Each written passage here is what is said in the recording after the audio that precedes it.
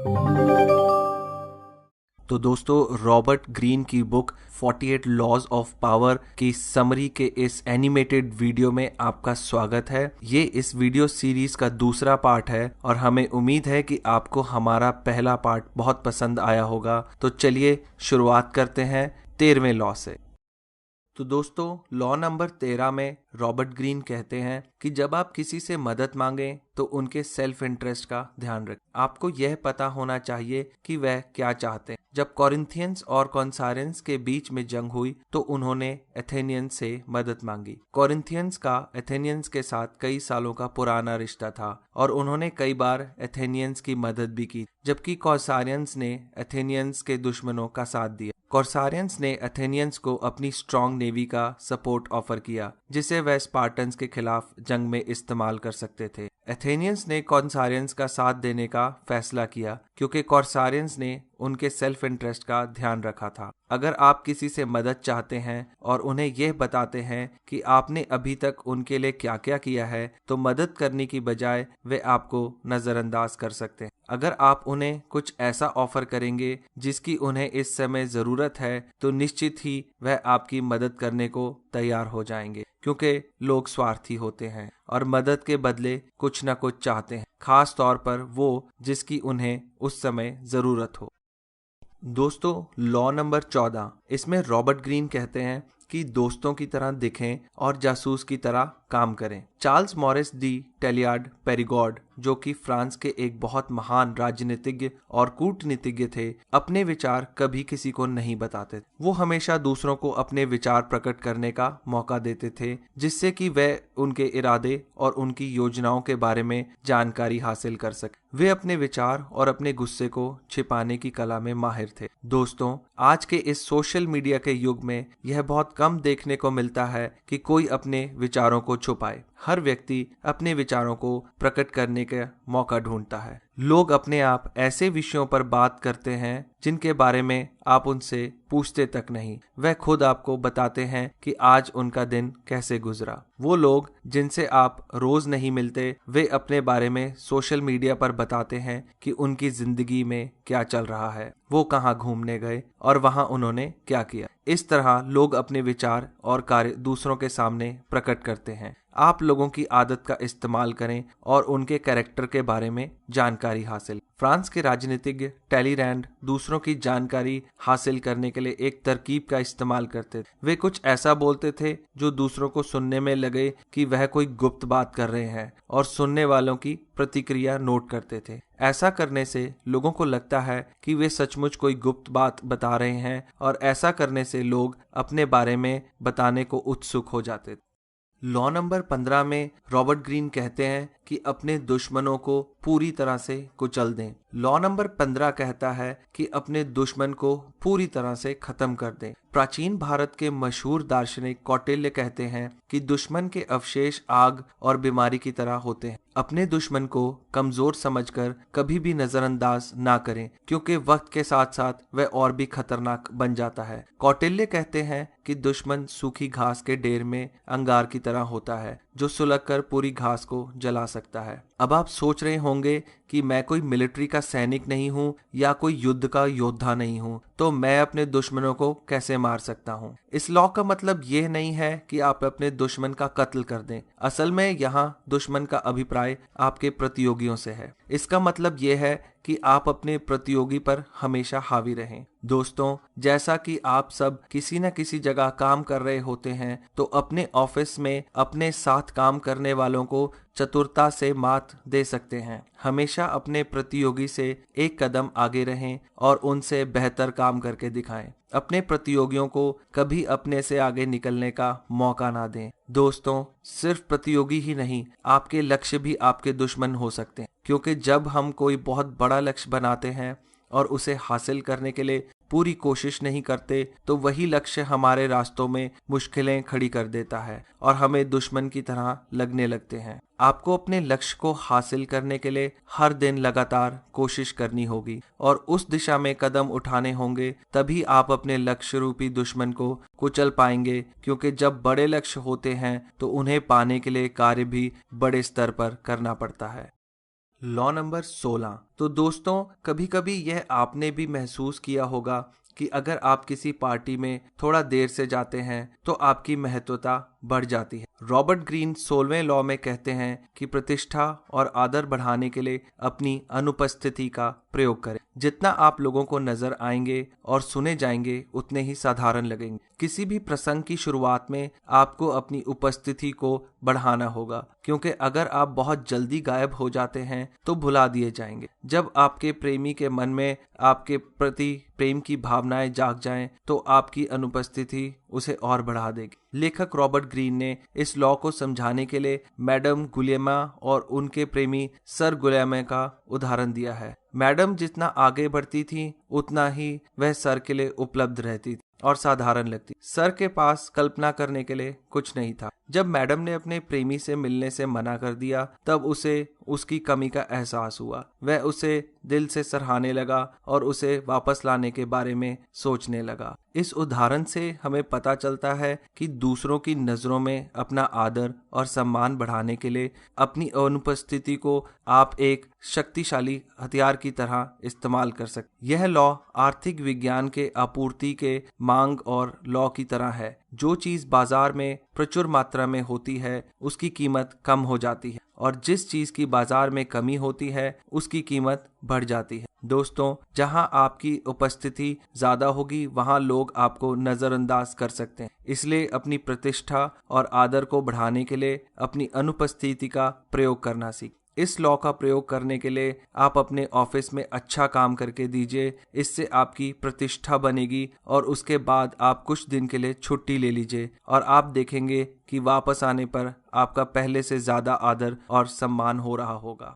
तो दोस्तों, चलिए बात करते हैं 17वें लॉ की। आपको अपने आप को अनप्रिडिक्टेबल यानी अप्रत्याशित बनाना हो। दोस्तों, अक्सर लोग आपके व्यवहार और आदतों को जानते हैं और उसका फायदा उठाते हैं। इससे चतुर लोग आपके हर काम से पहले ही अंदाजा लगा लेते हैं। जब उन्हें यह पता होता है कि आप क्या करने वाले हैं तो वो अपनी चाल चलते हैं। किताब में रॉबर्ट ग्रीन ने स्पेन के एक मशहूर आर्टिस्ट पाब्लो पिकासो का उदाहरण दिया। पिकासो जब बहुत मशहूर और बड़े आर्टिस्ट बन गए थे तब वह एक जूइश और अमेरिकन संगीतकार पॉल रोजनबर्ग के साथ काम कर। एक दिन अचानक उन्होंने पॉल रोजनबर्ग के साथ काम करने से इनकार कर, जिसका पॉल को जरा भी अंदाजा नहीं। पॉल ने पिकासो को ज्यादा पैसे देने का फैसला किया। दोस्तों, कहने का मतलब ये है कि जब लोग आपकी आदतों और आपके व्यवहार को अच्छी तरह जानते हैं तो वे जल्दी ही समझ जाते हैं कि आप क्या करने वाले हैं और आपके खिलाफ कोई षड्यंत्र बना सकते। जब आप अपने आप को अप्रत्याशित बना लेते हैं और ऐसा कोई कदम उठाते हैं जिसकी लोगों को उम्मीद नहीं होती तो वह आपके खिलाफ कुछ नहीं कर सकते, क्योंकि इस बात के लिए वे पहले से तैयार नहीं होते। पिकासो ने ठीक ऐसा ही किया और रोजनबर्ग उन्हें ज्यादा पैसे देने के लिए मजबूर हो गए। आपका अप्रत्याशित व्यवहार और भी कई तरीकों से काम करेगा जिससे आपको बहुत फायदा हो सकता है। शक्तिशाली बनने के लिए यह जरूरी है कि आप अपने आप को अप्रत्याशित बनाएं। दोस्तों, इन वीडियोस को आप तक लाने में हमें बहुत मेहनत और बहुत ज्यादा समय लगता है। तो अगर आप नए हैं तो हमारे चैनल ब्रेन बुक को सब्सक्राइब करना ना भूलिएगा और अगर आपको हमारे वीडियोस पसंद आए तो उन पर लाइक, शेयर या कमेंट करना बिल्कुल भी मत भूलिएगा और बेल आइकन को दबाना तो बिल्कुल ही नहीं। आपका प्रोत्साहन हमें और ऐसे वीडियोस को आप तक लाने में मदद करेगा। दोस्तों, लॉ नंबर 18 में रॉबर्ट ग्रीन अलगाव की बात करते हैं और यह बताते हैं कि अलगाव यानी आइसोलेशन कितना खतरनाक हो सकता है। अपने बचाव के लिए किले ना बनाएं, अलगाव खतरनाक है। जब आप दुनिया से अलग होते हैं तो आपको धोखा देना उतना ही आसान होता है। जब कोई आपको अपने दोस्तों और परिवार से अलग करने की कोशिश करता है तो वह आपको अपने वश में करना चाहता है, चाहे वह ऐसा जानबूझकर करे या अनजाने में। ऐसा करना आपके लिए खतरनाक हो सकता है, इसलिए आप अपने दोस्तों और परिवार से लंबे समय तक अलग ना रहें। शायद आप ये ना जानते हो, लेकिन परिवार और दोस्तों को अपने से दूर करके आप अपना नुकसान कर सकते। दोस्तों, यह दुनिया खतरनाक है और दुश्मन हर जगह है, इसलिए हर किसी को अपना बचाव करना पड़ता है। दुनिया से दूर जाकर कहीं छिप जाना सुरक्षित लगता है, लेकिन अलग होने से खतरा और भी ज्यादा बढ़ जाता है, क्योंकि आपको ज़रूरी सूचना नहीं मिलती और पता नहीं चलता कि बाहर क्या हो रहा है। ऐसा करना आपको विशिष्ट बनाता है और आप आसानी से दुश्मन की नज़र में आ जाते हैं। बेहतर होगा कि आप अपने दोस्तों और परिवार के बीच में रहें। सबके साथ रहने से आप दुश्मन की नज़रों से बचे रहते हैं। अक्सर देखा जाता है कि बहुत से कलाकार और वैज्ञानिक अपनी रचनात्मकता को बढ़ाने के लिए अकेले रहते हैं। ऐसा करके वे शोर शराबे में पड़ने से बच जाते हैं और उनकी रचनात्मकता बढ़ जाती है। वह आराम से अपने प्रोजेक्ट पर काम कर पाते हैं, लेकिन वह लोगों से और अपनी संस्कृति से अलग हो जाते हैं और संभावित खतरों का ध्यान नहीं रखते। दोस्तों, अब आप सोच रहे होंगे कि मैं तो कोई राजा नहीं हूँ, ना मैं किसी किले में दुनिया से अलग होकर रहता हूँ, तो ये लॉ मेरे ऊपर कैसे लागू होता है। दरअसल यहाँ बात सिर्फ शारीरिक अलगाव की नहीं हो रही, बल्कि मानसिक और भावनात्मक अलगाव की हो रही है। अगर आप अपने दोस्तों और परिवार के बीच में रहते हैं, लेकिन उनकी बातों का या अपने ऑफिस में काम करने वाले लोगों की बातों का तिरस्कार करते हैं, तो यह समझ लीजिए कि आप उन सबको अपने से अलग कर रहे हैं। अगर आप प्राइवेसी चाहते हैं या किसी भी कारण थोड़ा अलगाव चाहते हैं, तो भी आप अपने दोस्तों और परिवार से जुड़े रहें और उनकी देखभाल और सराहना जरूर करें। दोस्तों, लॉ नंबर 19 को ध्यान में रखकर अगर आप अपना जीवन व्यतीत करते हैं तो आप बहुत बहुत बड़ी प्रॉब्लम से बचे रहेंगे। लॉ नंबर 19 में रॉबर्ट ग्रीन कहते हैं कि जानिए आप किस से डील कर रहे हैं, गलत व्यक्ति को नुकसान ना पहुंचाए। दोस्तों, दुनिया में बहुत से प्रकार के लोग होते, सबका व्यवहार अलग होता है और प्रत्येक व्यक्ति आपकी बातों पर अलग अलग तरीके से प्रतिक्रिया करता है। अगर आप किसी को धोखा देते हैं या नुकसान पहुंचाते हैं, तो वो आपको सारी उम्र आपसे बदला लेने की कोशिश करता रहेगा। कई लोग भेड़ के वेश में भेड़िया होते हैं, इसलिए हम अपने शिकार और प्रतियोगियों को ध्यानपूर्वक पहचानना चाहिए और कभी गलत व्यक्ति को नुकसान नहीं पहुंचाना चाहिए। आप अपनी स्वाभाविक प्रवृत्ति से कभी किसी को समझाने की कोशिश ना करें। आप किसी भी व्यक्ति का चेहरा या बाहरी दिखावट देखकर उस पर यकीन ना करें। अगर आप किसी व्यक्ति को किसी भी बात के लिए मना करना चाहते हैं, तो विनम्रता और आदर से करें। किसी का अपमान ना करें, क्योंकि आप नहीं जानते कि सामने वाला कितना शक्तिशाली है। अपमान करने से लोग नाराज हो सकते हैं और आपको नुकसान पहुंचा सकते। कुछ लोग सामने वाले व्यक्ति को कमजोर समझकर उसका अपमान कर देते हैं। ऐसा करना गलत है, क्योंकि बाद में वो शक्तिशाली बन सकता है और आपको नुकसान पहुंचा सकता है। इसलिए हमेशा इस बात का ध्यान रखें कि आप किस से डील कर रहे हैं, ताकि आप किसी गलत व्यक्ति को नुकसान ना पहुंचाएं। किसी से कमिटमेंट यानी पक्का वादा ना करें। जी हाँ, यही रॉबर्ट ग्रीन का 20वां लॉ है। दोस्तों, लॉ नंबर 20 यह कहता है कि आप किसी से कोई कमिटमेंट यानी पक्का वादा ना करें, क्योंकि जब आप किसी से कोई वादा करते हैं तो आप उसे पूरा करने के लिए प्रतिबद्ध हो जाते हैं। जिससे आप कमिटमेंट करते हैं, आपका नियंत्रण उसके हाथ में चला जाता है। आपको अपनी छवि मजबूत बनानी चाहिए ताकि लोग खुद आपसे संपर्क करने की कोशिश करें। अल्सिबिएडीज, जो कि एक ग्रीक राजनेता और योद्धा थे, एथेनियंस और स्पार्टन्स उसका खास ध्यान रखते, क्योंकि पर्शियंस उससे बहुत प्रभावित थे। पर्शियंस उसका आदर करते थे क्योंकि ग्रीस के लोग उससे प्रभावित थे। अल्सिबिएडीज ने किसी से कमिटमेंट नहीं की थी, बल्कि सभी को प्रभावित किया हुआ था, जिससे लोग उसका आदर और सम्मान करते थे। किसी से कमिटमेंट करने का मतलब है अपने आप को उनके हवाले कर देना। ऐसा करने से आपका कर्तव्य बढ़ जाता है और खुद पर नियंत्रण कम हो जाता है। इसलिए दोस्तों, शक्तिशाली बनने के लिए यह जरूरी है कि आप किसी से कभी भी कोई पक्का वादा ना करें और खुद की एक मजबूत छवि बनाने की कोशिश करें, ताकि आप खुद पर नियंत्रण रख सकें और लोग अपने काम के लिए खुद आपसे संपर्क करें। दोस्तों, लॉ नंबर 21 में रॉबर्ट ग्रीन का कहना है कि लोगों को उन्हीं की तरह बनकर फंसाएं, अपने प्रतियोगी से मूर्ख दिखें। दोस्तों, दूसरों के सामने कोई भी मूर्ख नहीं दिखना चाहता। रॉबर्ट ग्रीन हमें लॉ 21 में बताते हैं कि आप अपने प्रतियोगी को हमेशा होशियार समझने का मौका दें। सिर्फ होशियार ही नहीं, बल्कि आपसे अधिक होशियार। एक बार आपके प्रतियोगियों को यकीन हो जाए कि वो आपसे अधिक स्मार्ट हैं, तो उन्हें कभी नहीं लगेगा कि आपका कोई गुप्त उद्देश्य है। अपने प्रतिद्वंदी को मिसगाइड करना यानी अपने उद्देश्य से बहकाना एक बहुत अच्छी तरकीब है। अपने प्रतियोगियों के सामने बेवकूफ बनकर रहें और उन्हें यह दिखाएं जैसे आप कुछ नहीं जानते। ऐसा करने से लोग आपको अपने बारे में खुद बताएंगे, क्योंकि आज के युग में प्रत्येक व्यक्ति अपने बारे में दूसरों को बताना चाहता है। इससे लोग आप पर शक नहीं करेंगे और यह नहीं जान पाएंगे कि आप कितने शक्तिशाली हैं। आप अपने बारे में किसी को भी पहली मुलाकात में सब कुछ ना बताएं। ऐसा करना आपके लिए बेवकूफ़ी साबित हो सकता है। याद रखिए, लॉ 3 में बताया गया है कि अपने इरादों को छुपाएं और लॉ 4 कहता है कि ज़रूरत से कम बोलें। जब आप लोगों को यह महसूस कराएंगे कि वो आपसे ज़्यादा स्मार्ट और इंटेलिजेंट हैं, तो वो आप पर शक नहीं करेंगे और इस तरह उनके सुरक्षा कवच को तोड़ना आपके लिए आसान हो जाएगा। आप अपने बारे में ना बताकर उनके बारे में ज़्यादा जान पाएंगे और इस जानकारी को बाद में उनके खिलाफ इस्तेमाल कर सकेंगे। तो दोस्तों, बात करते हैं लॉ नंबर 22 के बारे में। लॉ नंबर 22 में रॉबर्ट ग्रीन कहते हैं कि आत्मसमर्पण की युक्ति का इस्तेमाल करें, अपनी कमजोरी को ताकत बनाएं। जब आप कमजोर हों तो आप अपने स्वाभिमान के लिए लड़े नहीं, बल्कि आत्मसमर्पण कर दें। आत्मसमर्पण करने से आपको अपनी ताकत जुटाने का वक्त मिलेगा और आप फिर से लड़ने के लिए तैयार हो जाएंगे। अगर आप कमजोरी की अवस्था में लड़ेंगे तो आपका दुश्मन आप पर जीत हासिल करेगा और संतुष्ट हो जाएगा।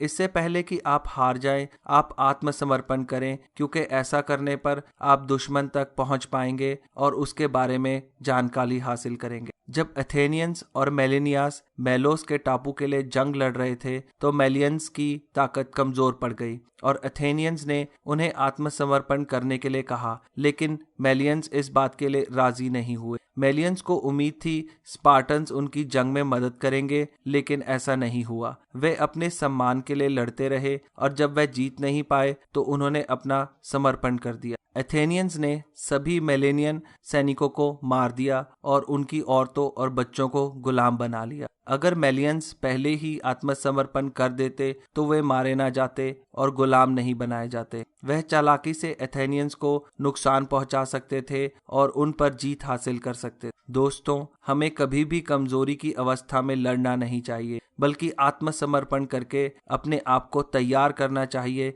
फिर चाहे वह जंग का मैदान हो या रोजमर्रा की जिंदगी। आत्मसमर्पण करके हम अपनी कमजोरी को ताकत में बदल सकते हैं।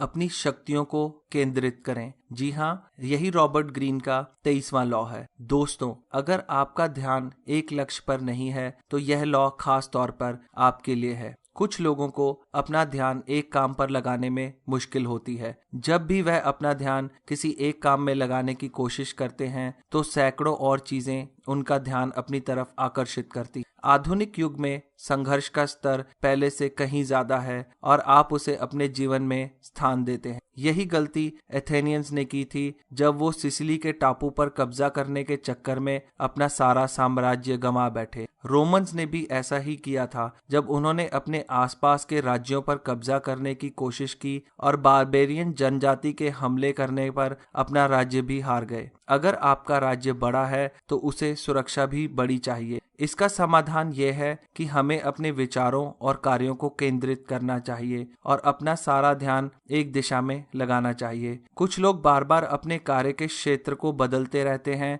जिससे उन्हें किसी भी क्षेत्र में सफलता नहीं मिलती। इससे बेहतर यह है कि किसी एक क्षेत्र में ध्यान लगाएं जो आपकी रुचि और काबिलियत के मुताबिक सबसे अच्छा हो और उसी क्षेत्र में लगातार मेहनत करें। ऐसा करने से आपकी सारी ताकत और ऊर्जा एक ही कार्य में केंद्रित होगी और आप सफलता की सीढ़ी पर सर चढ़ते जाएंगे। दोस्तों, शक्तिशाली बनने के लिए यह जरूरी है कि आप अपनी सारी ऊर्जा और ताकत एक ही कार्य क्षेत्र में लगाएं। तभी आप जीवन में अपने लक्ष्य को हासिल कर पाएंगे और कामयाब हो पाएंगे। दोस्तों, रॉबर्ट ग्रीन ने अपने 24वें लॉ में लिखा है कि एक कुशल दरबारी की भूमिका निभाएं। दोस्तों, एक कुशल दरबारी ही ऐसे युग में कामयाब होता है जहां सब कुछ शक्ति और राजनीतिज्ञ निपुणता पर निर्भर करता है। वह किसी भी कार्य को अप्रत्यक्ष रूप से करने की कला को जानता है। एक कुशल दरबारी अपने से ऊपर वालों की खुशामद करता है, उनकी हर बात पर विनम्रता से राजी होता है और अप्रत्यक्ष रूप से उन पर अपना हक भी जमाता है। तो चलिए मैं आपको लॉ 24 का एक उदाहरण देता हूँ। चार्ल्स मॉरिस, जो कि फ्रांस के एक बहुत महान राजनीतिज्ञ और कूटनीतिज्ञ थे। चार्ल्स ने कुछ समय तक नेपोलियन बोनापार्ट, जो कि फ्रांस के एक बहुत बड़े योद्धा और राजनेता थे, उनके दरबार में बतौर दरबारी और विदेश मंत्री का काम किया था। नेपोलियन ज्यादातर सभी बड़े फैसले खुद ही लेते थे और चार्ल्स को उन्होंने बहुत कम जिम्मेदारी दी हुई थी। चार्ल्स नेपोलियन के काम में कभी दखल अंदाजी नहीं करते और उनके हर फैसले को मंजूर करते थे। नेपोलियन के गलत फैसलों में भी वो दखल अंदाजी नहीं करते थे। चार्ल्स एक चतुर दरबारी की तरह काम करते थे और नेपोलियन को हमेशा अच्छी सलाह देते थे। लेकिन जब नेपोलियन ने जीते हुए राज्यों के खिलाफ कड़ा रुख अपनाया तो चार्ल्स ने उनकी समर्थन नहीं किया और विदेश मंत्री के पद से इस्तीफा दे दिया। तो दोस्तों, आपने देखा कि किस तरह चार्ल्स ने एक चतुर दरबारी की भूमिका निभाई। दोस्तों, आपकी जानकारी के लिए बता दूं कि चार्ल्स ही बाद में नेपोलियन बोनापार्ट और उसके राज्य के पतन का कारण बने। अगर आप कोर्टशिप के लॉज को अमल में लाना सीख लें तो इस बात की कोई सीमा नहीं कि आप जीवन में कितना आगे बढ़ सकते हैं। तो दोस्तों, अगर आपको रॉबर्ट ग्रीन के अभी तक के ये लॉज पसंद आए तो इस वीडियो को ज़रूर लाइक और शेयर कीजिए ताकि हमें प्रोत्साहन मिले, और हमारे चैनल को ज़रूर सब्सक्राइब कीजिए ताकि आप सभी 48 लॉज के बारे में जान सकें। तो मिलते हैं अगले वीडियो में। आपका समय शुभ हो।